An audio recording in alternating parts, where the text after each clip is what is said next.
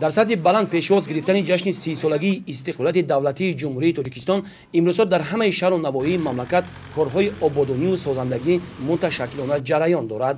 аз ҷониби сокинони ватандӯсту ободкор ва соҳибкорони маҳаллии ҷамоати деҳоти навободи шаҳри Турсунзода таъмиру азнавсозии роҳрав, биноҳои маъмурии ташкилоту муассисаҳо, симхонаҳои иловагӣ ва барқарорсозии шабакаҳои оби ошомиданӣ ба нақша гирифта шуда, айни ҳол дар якчанд деҳаҳо корҳои бунёдкорӣ ҷараён дорад. соҳибкорони маҳаллии мо Ҷурабек Муҳибов дар ин биное ки фарзанди мардум таҳсил мегиранд аз соли 1957 то ин ҷониб мактаб дар ҳолати садамавӣ қарор дорад. Мактаби замонавӣ сохта мешавад. айни ҳол мактаби мо 600 хонанда дорад. ин мактабе ки мо месозем дорои 22 синфхона ва зиёда аз 1000 хонанда бояд таҳсил кунад.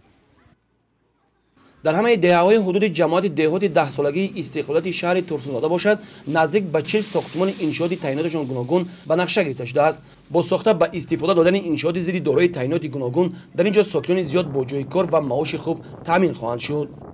ҷамоати деҳоти 10-солаги истиқлолият низ як қатор объектҳои ҷашнӣ ба нақша гирифтагӣ ҳастем, яъне ки 21 объектҳои ҷашнӣ мебошад ки дар соли 2018 мо аллакай ҳафтаи онҳоро сохта ба истифода додоштем. аз он ҷумла сехи дӯзандагӣ, муассисаи таълимӣ, марказҳои хизматрасонӣ, сартарошхона ва ҳоказо мебошад.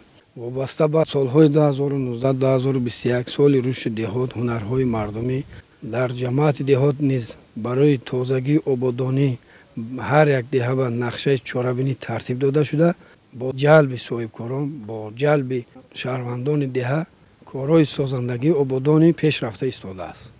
мо кӯшиш дорем ки он нақшае ки объектҳое ки бахшида ба 30-солаги истиқлолияти давлати ҷумҳурии Тоҷикистон ба нақша гирифтагӣ ҳастем, сохта ба истифода диҳем.